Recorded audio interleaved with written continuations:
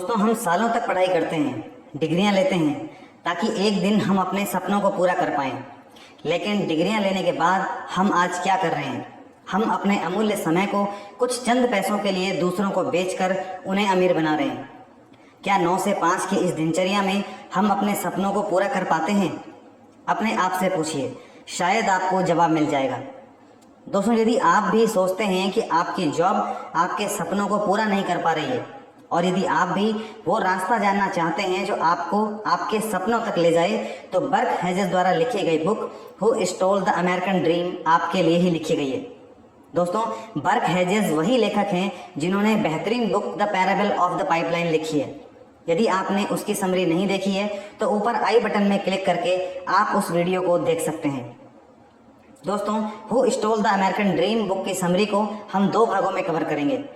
पहले भाग में हम जानेंगे कि आखिर किस प्रकार जो सुनहरे भविष्य का सपना हमने अपने स्कूल कॉलेज में देखा था, आज हम उसे पूरा करने में सफल नहीं हो पा रहे हैं। और दूसरे भाग में हम सीखेंगे कि ऐसा कौन सा रास्ता है जो हमें हमारे सपनों तक लेकर जाएगा। चोर चोर पकड़ो पकड़ो। ऑथर बर्क हेजेस जैसे ही अपने घर में घुसे, उन्होंने अपने ताले को खोलने की जैसे ही कोशिश की तो उन्हें ऐसा एहसास हुआ मानो कोई बहुत बड़ी अनहोनी उनका इंतजार कर रही थी। जैसे ही वे अंदर पहुंचे, उनके पैरों तले से जमीन खिसक गई। वे बहुत घबरा गए और जोर से चिल्लाने लगे, चोर चोर पकड़ो पकड़ो।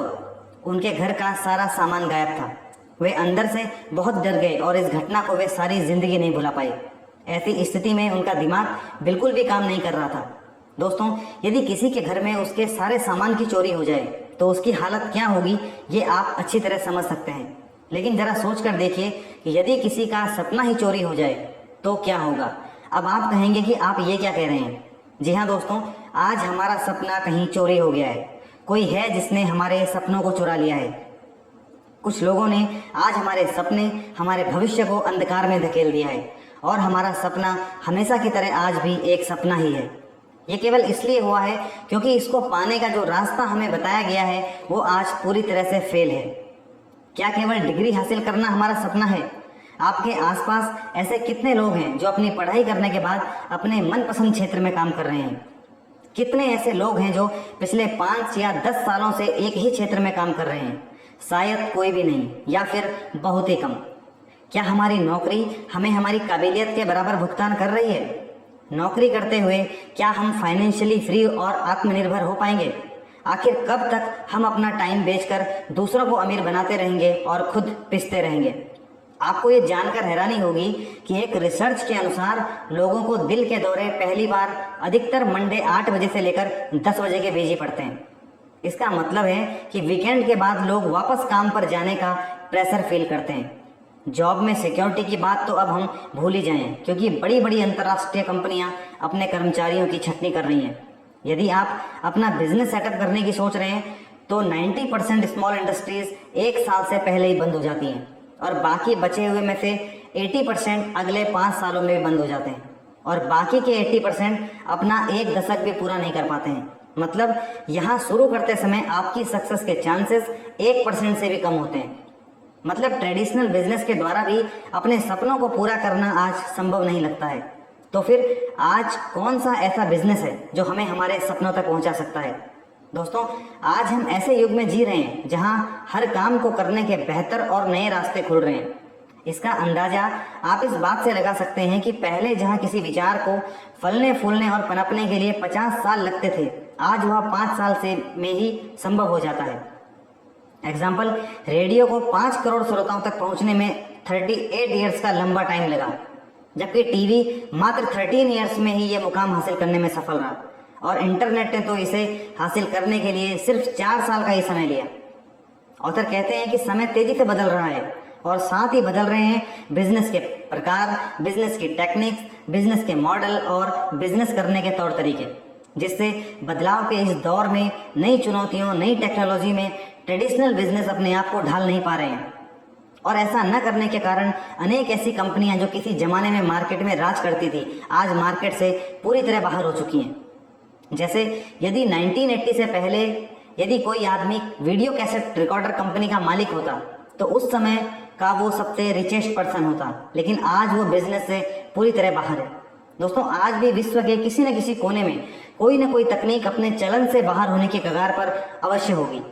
समय तेजी से बदल रहा है। यदि आप बदलाव की इस आहट को आज नहीं देख पाए तो ये तय है कि भविष्य में आप मीलों पीछे छूटने वाले हो, जहां आप इससे कदम से कदम नहीं मिला पाओगे। जो इंडस्ट्रीज बंद हो गई हैं, क्या आपको लगता है कि वो कभी फिर से शुरू हो पाएंगी? नौकरियां धीरे धीरे समाप्त होती जा रही हैं। हर साल हजारों लाखों कर्मचारियों की छटनी बड़ी बड़ी कंपनियों में देखने को मिलती है। आपको क्या लगता है ये सब आगे चलकर खत्म हो जाएगा? जी नहीं, आगे और भी कर्मचारी अपनी नौकरी को गंवाएंगे। आज कंपनियां परमानेंट स्टाफ न रखकर अपना मैक्सिमम काम आउटसोर्स कर रही हैं, ताकि उनके टॉप लेवल पर बैठे लोग हमेशा पैसे बनाते रहें, जिससे अमीर और अमीर हो रहा है और गरीब वहीं का वहीं है। ऑथर कहते हैं तो फिर इसका जवाब क्या है? आखिर क्या है जो हमें हमारा भविष्य सुरक्षित करने के लिए हेल्प करेगा? क्या ऐसा कुछ है जिससे हम अपने सपने को साकार कर सकते हैं? जी हाँ, इसका एक ही जवाब है, नेटवर्क मार्केटिंग, जिसे आप MLM या मल्टी लेवल मार्केटिंग के नाम से भी जानते हैं। नेटवर्क मार्केटिंग वो बिजनेस मॉडल है जो आपको खुद का बॉस बनाएगा। ये वो भविष्य है जो आपके सपनों को पूरा करने में आपकी हेल्प करेगा। आने वाले टाइम में या तो आप इसे कर रहे होंगे, या लोगों को इसे करते हुए देख रहे होंगे, या फिर ये सोचकर पछता रहे होंगे कि मैंने इसे उस समय स्टार्ट क्यों नहीं किया। ऑथर कहते हैं कि मेरा सपना भी चुरा लिया गया था। मेरी जेब खाली थी, मैं डरा हुआ था और अंदर से टूटा हुआ था। मेरे बिलों का भुगतान नहीं हो पा रहा था, और न कोई छुट्टी थी, न कोई एंटरटेनमेंट था। बस दिखाई दे रहा था तो बस एक अंधकार में भविष्य, क्रोध से भरा हुआ, लाचार और मजबूर। उसी दौरान मुझे MLM के बारे में पता चला। लेकिन जैसे कि सभी लोग MLM को शक की निगाह से देखते हैं, ठीक उसी तरह मैंने भी इसे शक की दृष्टि से देखा। मुझे ये सब एक झूठ लगता था। मुझे लगता था कि ये भी पिरामिड की तरह एक घोटाला है। फिर मैंने सोचा कि इसमें मेरा इन्वेस्टमेंट कुछ भी नहीं है, क्यों ना एक बार ट्राई करके देखा जाए। मैंने इसे बारीकी से समझना और सीखना शुरू किया। उसके बाद मैंने सीखा कि नेटवर्क मार्केटिंग ही वो चीज़ है जो मुझे मेरे सपनों तक पहुंचा सकती है। मैंने देखा कि ये एक बहुत ही सिंपल बिजनेस है जिसमें बहुत ही कम इन्वेस्टमेंट की ज़रूरत पड़ती है, और इसमें लोग मेरी मदद के लिए भी तैयार थे।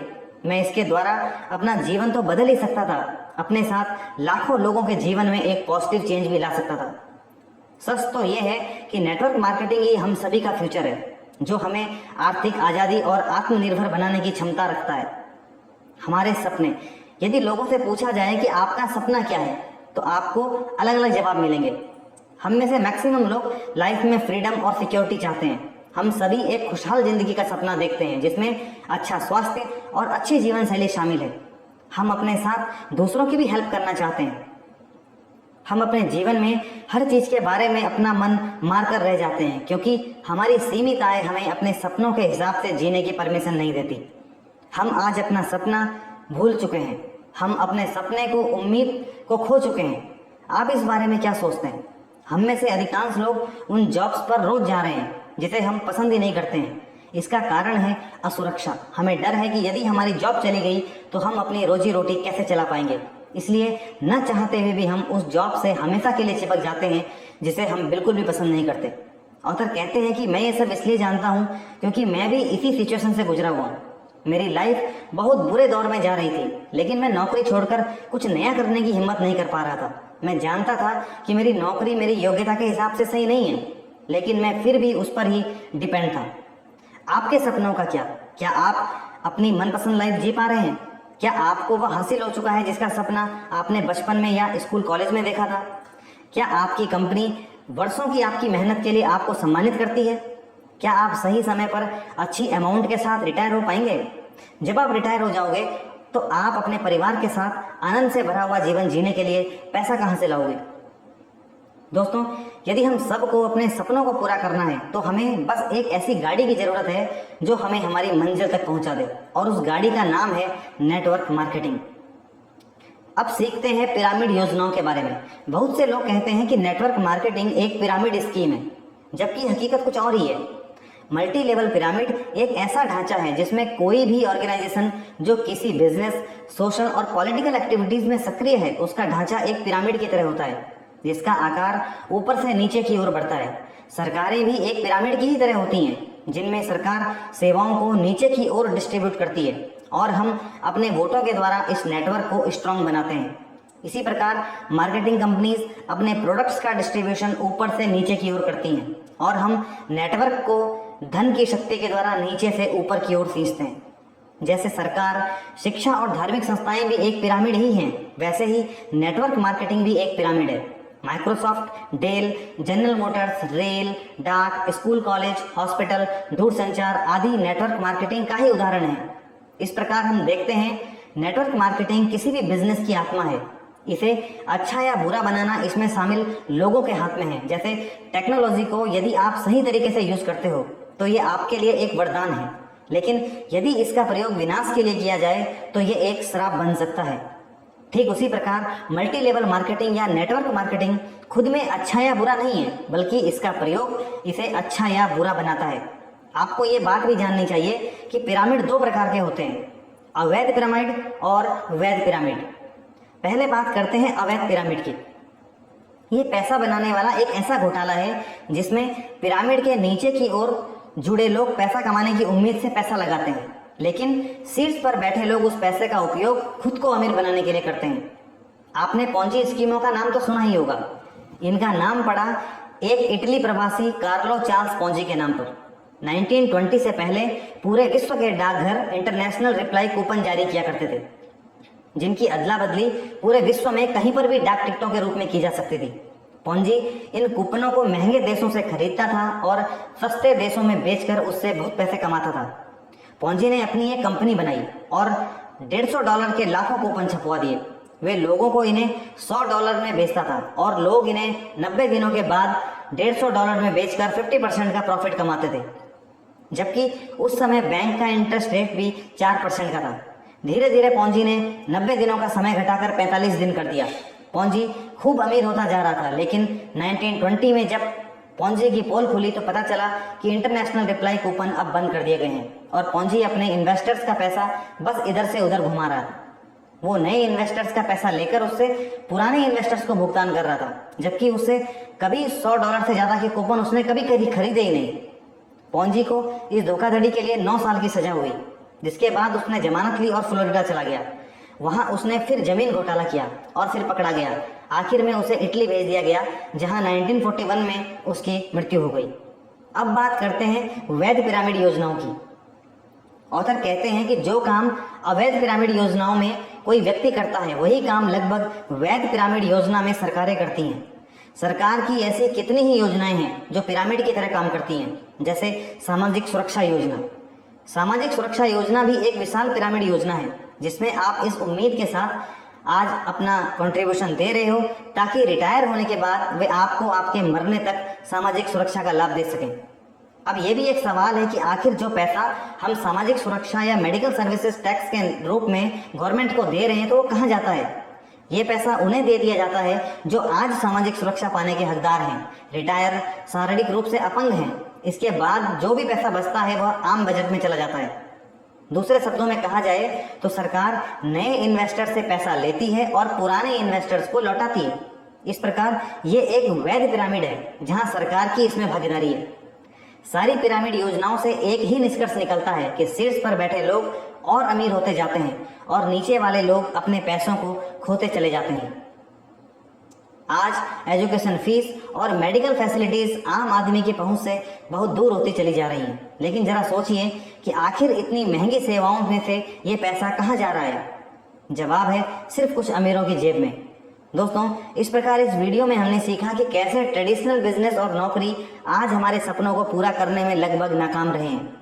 हमारी डिग्रियां हमें आर्थिक रूप से आज़ादी दिलाने में विफल साबित हो रही हैं।